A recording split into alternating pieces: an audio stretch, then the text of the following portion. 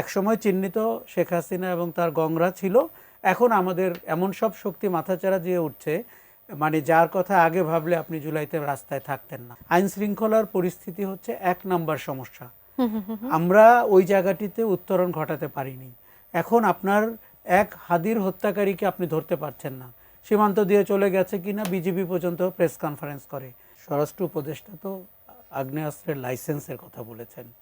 আমাদের ভাগ্য ভালো উনি বলেন নেই সব প্রার্থীদেরকে অস্ত্র চালানোর ট্রেনিং নিতে হবে, কেননা যতটা দায়সারা মন্তব্য করা সম্ভব।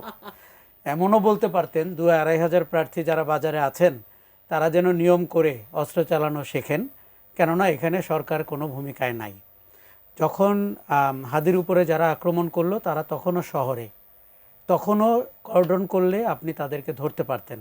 আমরা পুলিশকে অ্যাক্ট করতে দেখিনি, উপদেষ্টাকে অ্যাক্ট করতে দেখিনি। আপনি জানেন স্বরাষ্ট্র মন্ত্রণালয়ে কিন্তু এই উপদেষ্টা ছাড়াও আরও 4 জন লোক আছেন। ওখানে সবচেয়ে বেশি উপদেষ্টাদের সংখ্যা সবচেয়ে বেশি, এবং চিফ অ্যাডভাইজারের বিশেষ সহকারীর সংখ্যাও বেশি। কাজে আমরা তার কোনো রেজাল্ট দেখতে পাই না।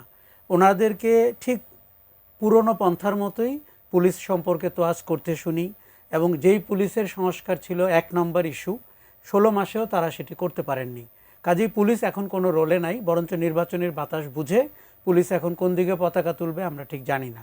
এমনও হতে পারে যে যারা সহিংসতা করবে, যারা নাশকতা করবে, পুলিশের লয়ালিটি তাদের দিকেও থাকতে পারে। তাদের নিয়োগ কিন্তু ওই আমলে হয়েছিল।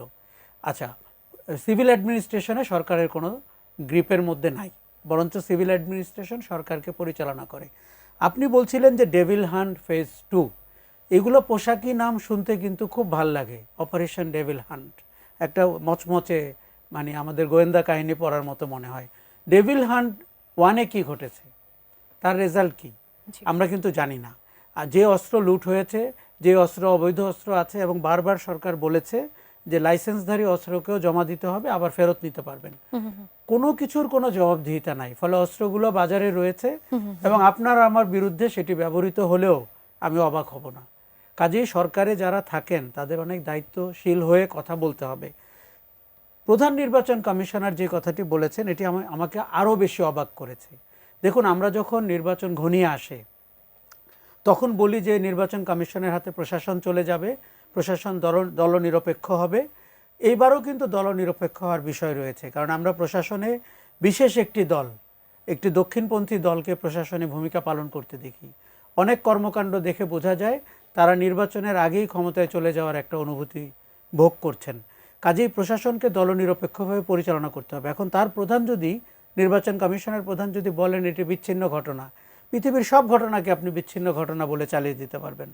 এগুলো যারা বলেন তারা আসলে দায়িত্বহীন উক্তি করেন, এবং বাস্তবতার সাথে তার কোনো সম্পর্ক নেই। দেখুন, আমাদের এখানে আইন শৃঙ্খলার পরিস্থিতি হচ্ছে 1 নম্বর সমস্যা। আমরা ওই জায়গাটিতে উত্তরণ ঘটাতে পারিনি।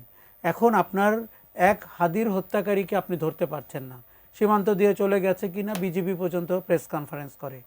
সবাই তার কাজ বাদ দিয়ে টেলিভিশন ক্যামেরা। এরকম পরিস্থিতি ভাই কেন হলো? কারণ আমরা এবার দেখলাম যেটা যে শুটার পালিয়ে গেছে, চালক পালিয়ে গেছে, সেটি বলা হচ্ছে যে জুলকারনাইন সাহেব, তার ফেসবুক পোস্টের মাধ্যমে আমরা সেটা জানতে পারছি। এরপরে আমরা আসলে দেশ ছেড়ে পালিয়ে গেছে না দেশের মধ্যে আছে সেটা নিয়ে আসলে পরিষ্কার তথ্য পাচ্ছি না। যদি পালিয়েও যায়, মানে পালিয়ে যায়টা কিভাবে, সেটা আসলে দায়টা কে নেবে? দেখুন, আপনার তো পুলিশ বাহিনী আছে, গোয়েন্দারা আছে, এগুলো তো তাদের কাজ। কিন্তু আমরা ঘটনা ঘটার পরে যেটি দেখতে পাই, রাজনৈতিক বিতর্ক শুরু হয়ে যায় যে ওই এলাকার ক্যান্ডিডেট উনি কি এই খুন চেষ্টার সাথে যুক্ত কিনা। আমরা শুরুতে তাই দেখলাম। তারপরে শুরু হলো রাজনৈতিক বিতর্ক। মানে আমরা রাজনীতির যে চরিত্রটিকে 5ই আগস্ট বা জুলাইতে বর্জন করেছিলাম বা করতে চেয়েছিলাম, সেই চরিত্র আরও ন্যাক্কারজনকভাবে আমাদের জীবনে ফেরত এসছে। একসময় চিহ্নিত শেখ হাসিনা এবং তার গংরা ছিল, এখন আমাদের এমন সব শক্তি মাথাচাড়া দিয়ে উঠছে, মানে যার কথা আগে ভাবলে আপনি জুলাইতে রাস্তায় থাকতেন না। তারা স্বাধীনতার মাসকে বেছে নিয়েছে ইতিহাস বিকৃত করার জন্য।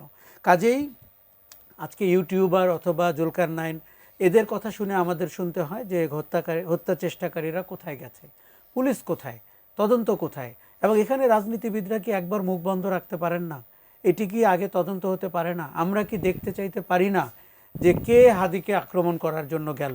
আপনি তাতে করে কিন্তু অনেক ক্লু পেতেন যে এটি কি ফ্যাসিস্ট শক্তি, এটি কি প্রতিবেশী দেশ থেকে ট্রেন্ড হওয়া লোক কেউ, নাকি আপনার চেনা শক্তি যে আপনার নতুন ফ্যাসিস্ট হিসাবে বাজারে এসেছে? না, আমি যখন আগে ট্যাগ দিয়ে দিচ্ছি তখন তো সেটার এই কালচারের কারণে বাংলাদেশে কোনো ঘটনা কোনো দিন মীমাংসিত হয় না, অমীমাংসিত হয়ে থাকে, অপরাধীরা শাস্তি পায় না এবং তারা বাহবা কুড়ায়